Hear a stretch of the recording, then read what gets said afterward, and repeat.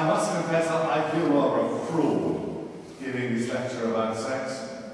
As a vowed religious, I really can't claim great practical wisdom. And I'm not a moral theologian, so I've got no great expertise in sexual ethics. The lesson is, don't be out of the room when they distribute the topics.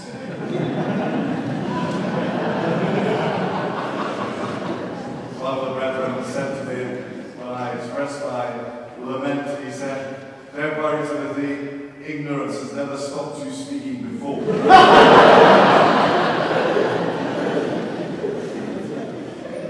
title I was given for this lecture is "Does God Hate Sex?"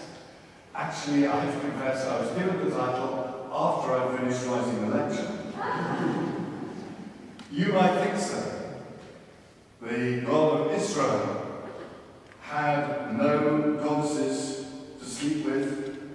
All the neighbours had fertility myths, endless couplings, endless fertility to keep the people and the land alive. But the God of Israel had no goddess to share his bed, as it were. He was all alone. The God of the Abrahamic religions is unusual in having no sex life. But strangely, at the heart of our Christian liturgy, the central point of the liturgical year is a great big fertility ritual. On Easter night, the night of the Vigil, we fill the church with flowers. And the climax is when we take this great phallic candle and lower it in the womb of the font. Can't get much more sexy than that. I explained this to Boston clergy 3 weeks ago, and one of the priests came rushing up alarmed afterwards and said in the future he would never be able to wrap the end of the candle in a little plastic bag.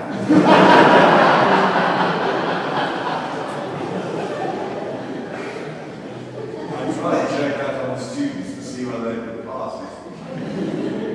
So how do we resolve this paradox? Wherein lies the great fertility of our God? Well, I'm going to come back to that at the very end of the lecture. So when you hear the word fertility, you know that the end is nigh and coffee is at hand. Now the popular image of the Catholic Church and media is that she is highly nervous of sex. She's always telling people not to have sex. Bishops are always fretting about people who have sex with the wrong people or in the wrong way. The Church is seen as a moral policeman laying down the rules. And so it's entirely understandable that people are furious, indignant, when the clergy are seen to break these same rules themselves. In fact, if you look at the media, you might have the impression that the Church talks about little else. This is partly due to the media. Media are obsessed with what church leaders say about sex. If the Pope were to give an hours-long lecture on the evils of raw capitalism, the injustice of poverty, and have 10 seconds on sex, that is what will be reported the next day in the papers. Ban the headlines. The Pope bans contraception or gay sex or whatever. Sex does not feature strongly in Jesus' teaching in the New Testament. He shocked people by hanging out with prostitutes, forgiving women caught in adultery, and nor does sex have a central part to play in medieval Christendom. Think of the two great classics, the Summa Theologica, St. Thomas Aquinas, our brother Dominican, and the Divina Commedia of Dante.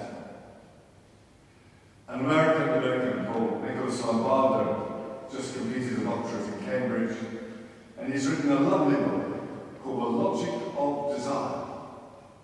And he shows how in Aquinas, desire is basically seen in a good light, favourably, as part of the motor that draws us back to God, the one who we most deeply desire. Our desires are basically sound and healthy. They can go a bit astray, they need education, reformation, the working of grace. But sexual passion, for Aquinas, is good, and it belongs to our journey towards God, the one whom we most deeply desire of all. Aquinas hardly ever mentions the commandments. Sexual morality is becoming free and virtuous. It's not basically about obeying rules. It's the same in Dante's Divina Commedia. The top circles of hell, where punishments are rather light, are reserved for people who get carried away by their passions.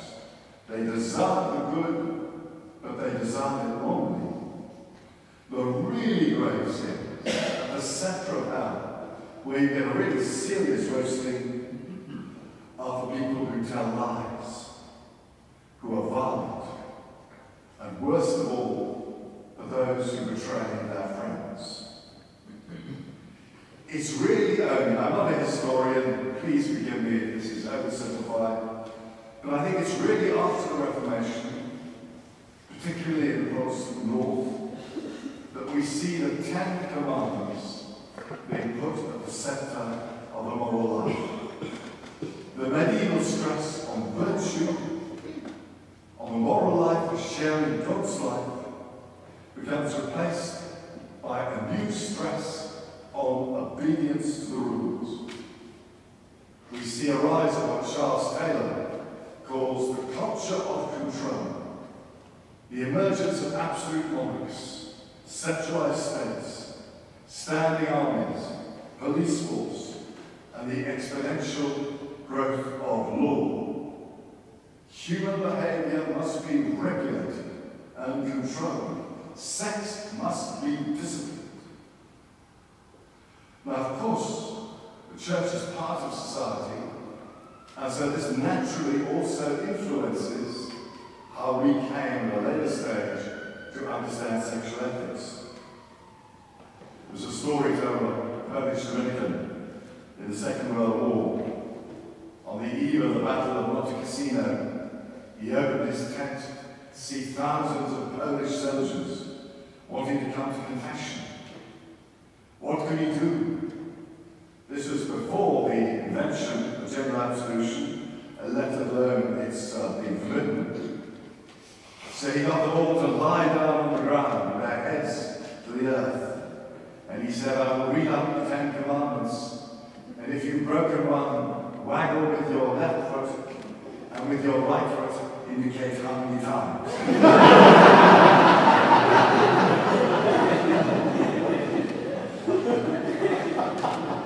But I would suggest, sorry, I'm a bit hoarse, slightly,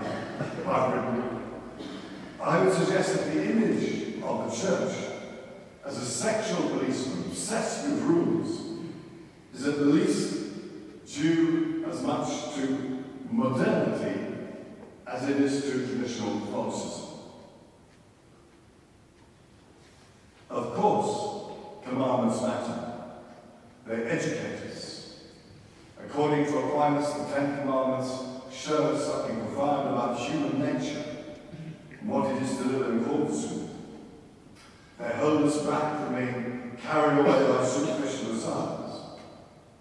But you cannot begin to understand sex by looking at the rules, any more than you can understand the joy of cricket by just going through the rule book.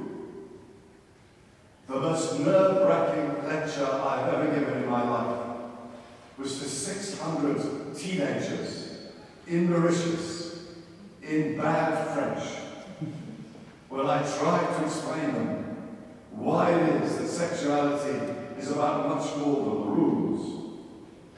But when it was hopeless, I failed entirely. When I got to the end of the lecture, every single question was about what is allowed and what is forbidden. I'm sure this will not be the case tonight. I suspected it was with the Enlightenment, which saw itself as a liberation from Catholic dogma, that we see a rise of the modern obsession with sex. For example, it was only at the beginning of the 18th century, Thomas Radcliffe showed, that you see the growing concern about masturbation. There's a new hysteria about solitary sex. What are people up to behind closed doors? So my suspicion is that both this obsession with sex and understanding of morality, primarily in terms of rules, are both relatively late. So then, what might be a good Catholic vision of sexual morality? We can go back to St. Thomas Aquinas and look at his beautiful treatment of the virtues and see how he understands good sexual behaviour in terms of the virtues of temperance and justice. That would be an excellent thing to do, and it's becoming increasingly popular, particularly in North America. We can look at Thomas Aquinas' profound understanding of natural law and of human nature. But I want to try another approach, because I'm not an expert on Aquinas' virtue ethics, but I do know a little bit about Scripture. So I want to go back to the Last Supper. Jesus says to his disciples, "This is my body, given for you." He gives us his body. And this surely helps us to understand what it means for two human beings to give their bodies to each other. I want to try to imagine a sexual ethic which is Eucharistic. Jesus gives his body. "This is my body, given for you." His body is a gift. And this tells us something fundamental about what it means for us to be bodily. A friend of mine came to me the other day and she said, "Now, Timothy, I've got it, finally. We are souls and we have bodies." And I had to say, "Well, I'm awfully sorry, but certainly not the Catholic tradition." Aquinas famously said, "I am not my son." We are ensouled bodies or embodied souls. A lot of the history of Christianity is the combat against dualism, the temptation to splinter the human person, to separate off soul and body or mind and body. St. Dominic, our founder, started the order in the 13th century to combat Albigensianism. And the Albigensians maintain that the world is created by an evil God and that our bodies are bad. Well, you know, Dominicans and Jesuits are always supposed to be bickering over which is the greatest order. Well, the Dominicans founded the order to oppose the Albigensians and the Jesuits to fight Protestantism. When did you last meet an Albigensian?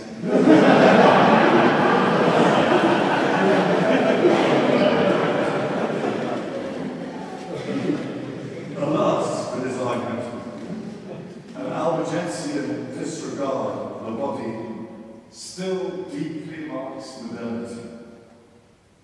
Descartes, it can be argued, understood human identity as essentially mental, cogito ergo sum. And if we are essentially minds, what we do with our bodies doesn't really matter that much. You can have as much sex of every sort imaginable, but it would have nothing to do with me, the real me, if it's conceived as the mind. But when Jesus says, "This is my body, given for you," he gives himself. The body isn't just a lump of flesh he owns and happens to give away. It is essentially a gift, given to us to be given away. We realize and express our bodily nature in giving ourselves away in mutual generosity. The body is essentially relational, communicative. Think of the human face. So often we diminish sexuality by just thinking about the genitals. Think of the human face. A human face isn't just a platform on which is stuck the eyes and the nose and the mouth. It took thousands of years for our primate ancestors to evolve faces, for the heavy mask to relax, become flexible, mobile, expressive. It's as if generations were needed, centuries, for us to learn to smile. The skin, this gristle, cartilage, becomes transparent, open to another. Wittgenstein said, "The face is the soul of the body." And that we are faced shows that we are essentially relational, and that we can only be ourselves in being turned to another. We are profoundly mutual. And we live or die through the faces that other people turn to us. When I was young, I was deeply infatuated with a girl whose name I would strictly not mention. Everything depended upon whether she would smile at me. If she looked through me or pretended I did not exist, I was devastated. She fell in love with the soldier, and I joined the order. Years later, at a party to welcome the new Archbishop, Maurice Goudet, I heard a strident voice saying on the other side of the room, "That was the man I first kissed." Boy, I was glad I became ready.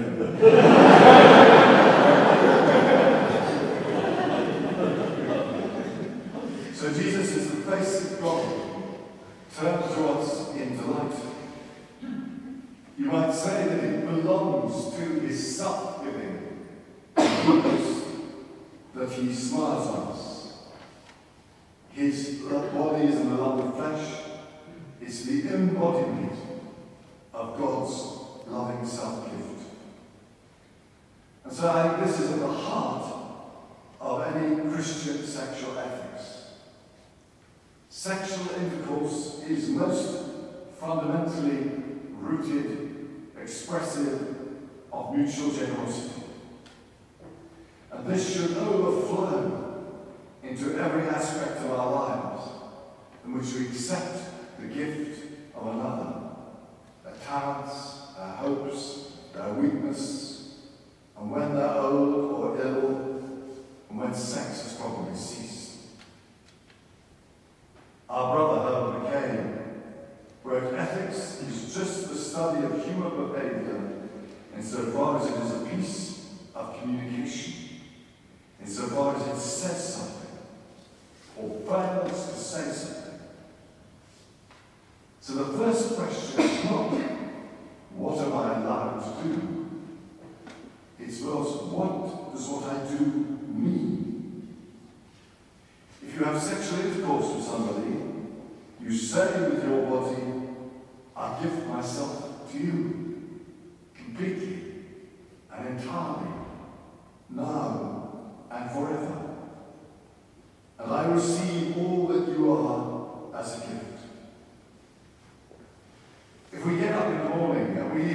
on the side of the bed saying, thank you very much for some highly pleasurable sex, but I don't think I want to see you again.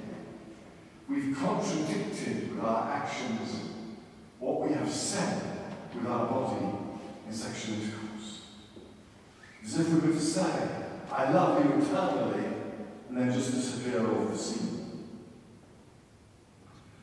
The missionary position, one of my brothers said, you've got to bring it in. The missionary position is not the evidence of a lack of imagination, as if the missionaries had obviously never studied the Kama Sutra. It's expressive of an understanding of the mutuality of sexuality, face to face. Do any other animals have sex face to face? Well, I googled and I discovered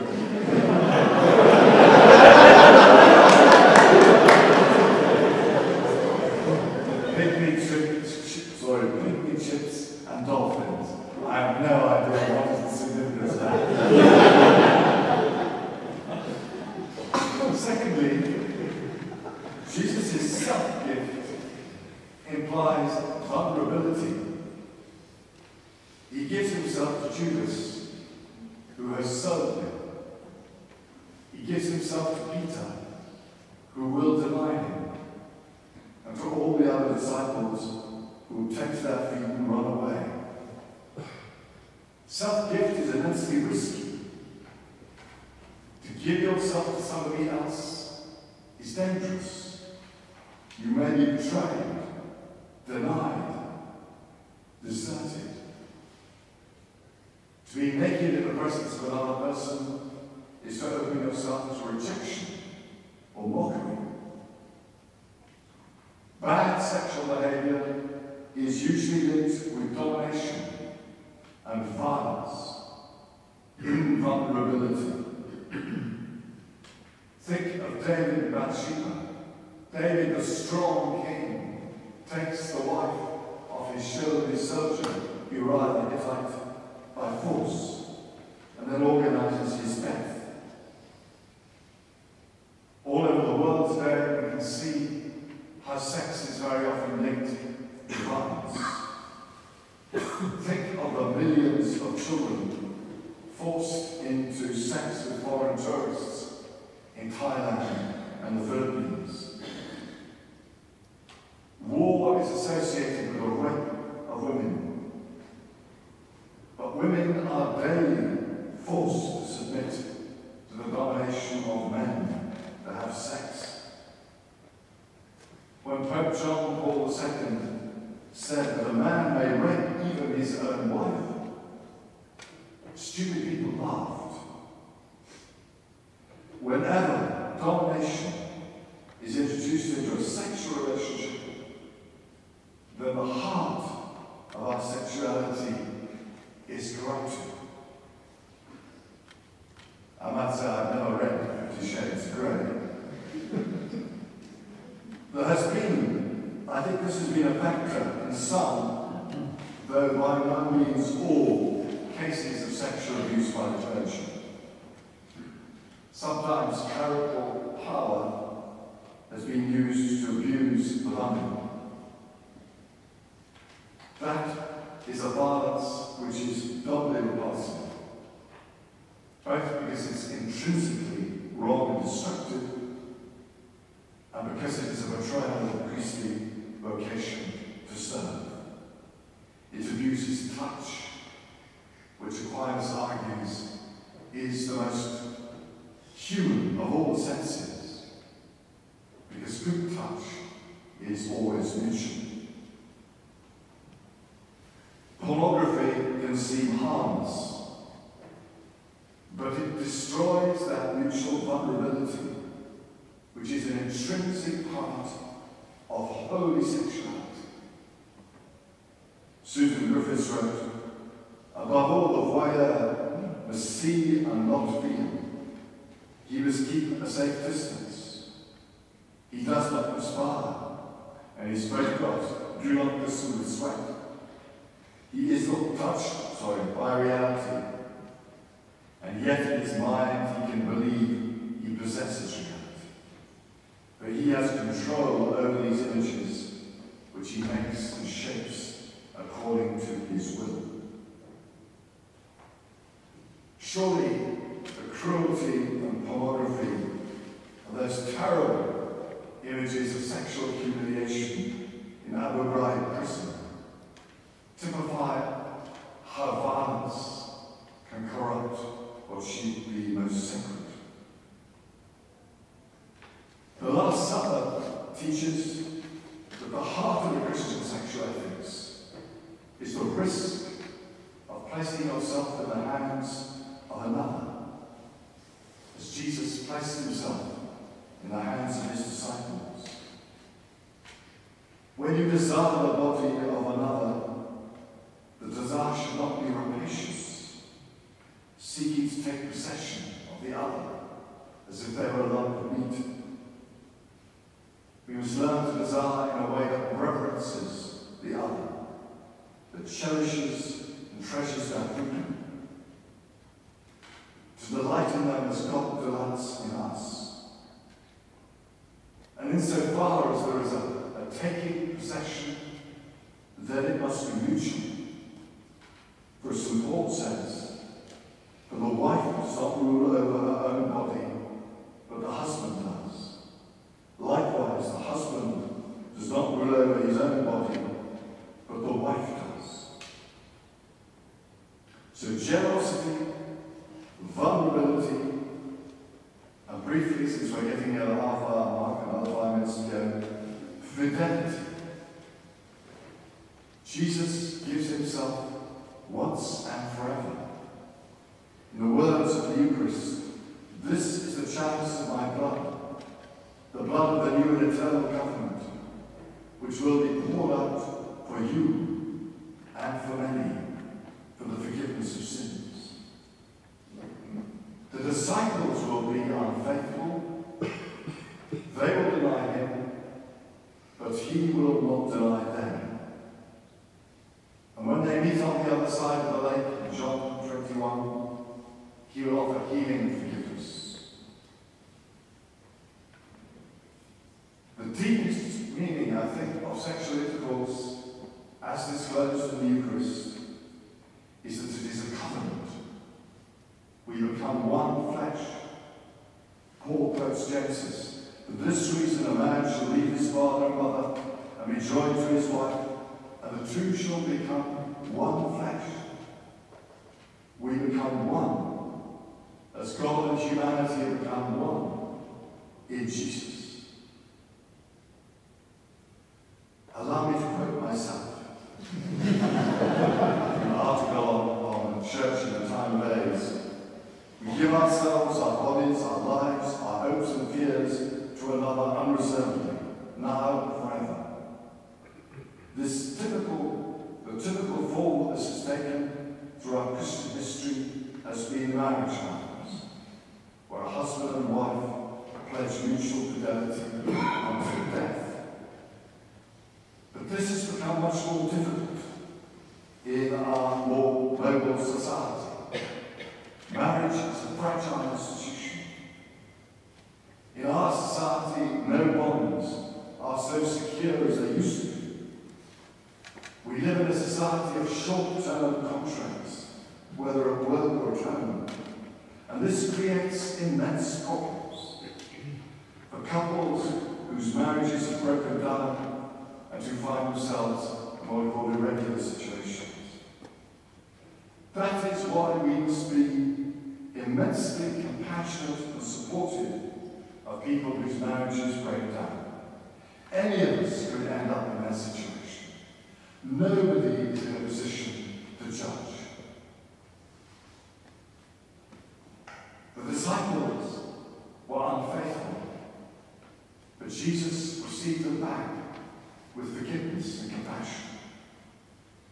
I believe deeply that the church must find ways of offering a complete welcome to people whose marriages have ended and who've made new ones. No one, I believe, should be permanently excluded from communion. As the 18th century Scottish philosopher David Hume is supposed to have said, shit hands. Fidelity is much more than just sticking together on a course.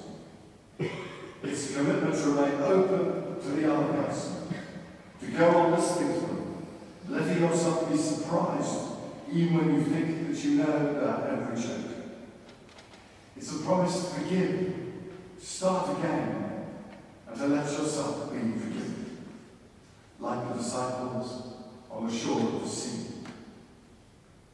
And absolutely finally, I would suggest that Jesus' act of self-gift is one of incomparable fertility. That's the word you've all been waiting for. He's been betrayed, and he's about to be denied by his closest friends. He will be handed over to death. But Jesus takes into his own hands this handing over and transforms it into a gift. He takes into his creative hands this barren rejection and he makes of it an eternal covenant. He takes into his hands this rejection and he makes it a moment of incomparable intimacy. You will hand me over to my enemies, but I give myself to you. That's a radical fertility which transcends that all mating of Middle Eastern gods and goddesses. It's a fertility that will fructify on Easter morning when the dead wood across flowers and love has the victory. And surely fertility is an intrinsic element of sexuality too.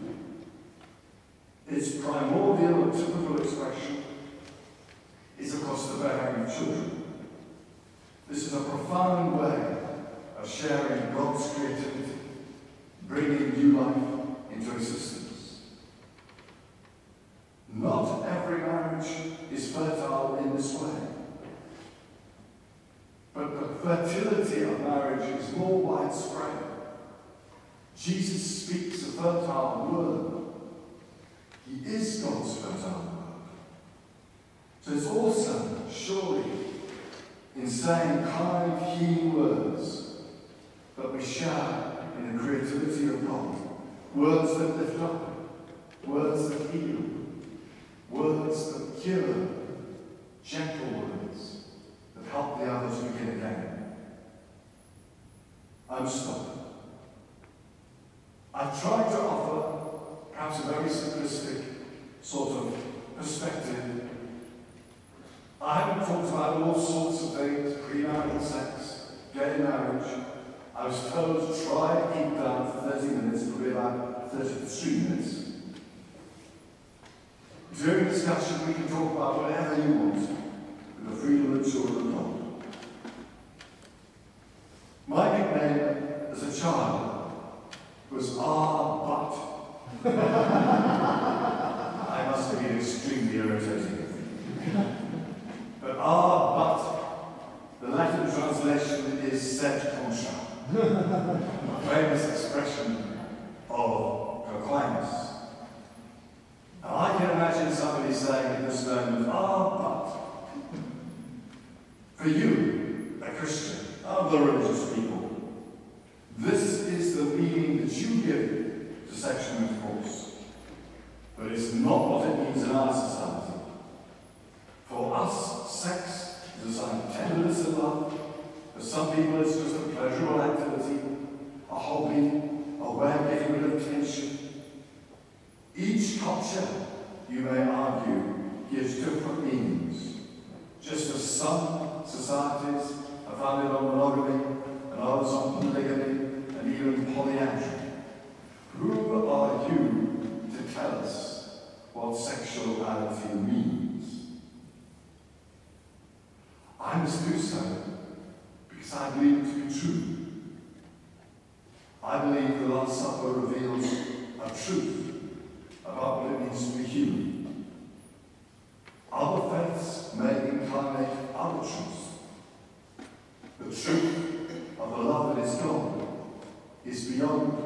grasp.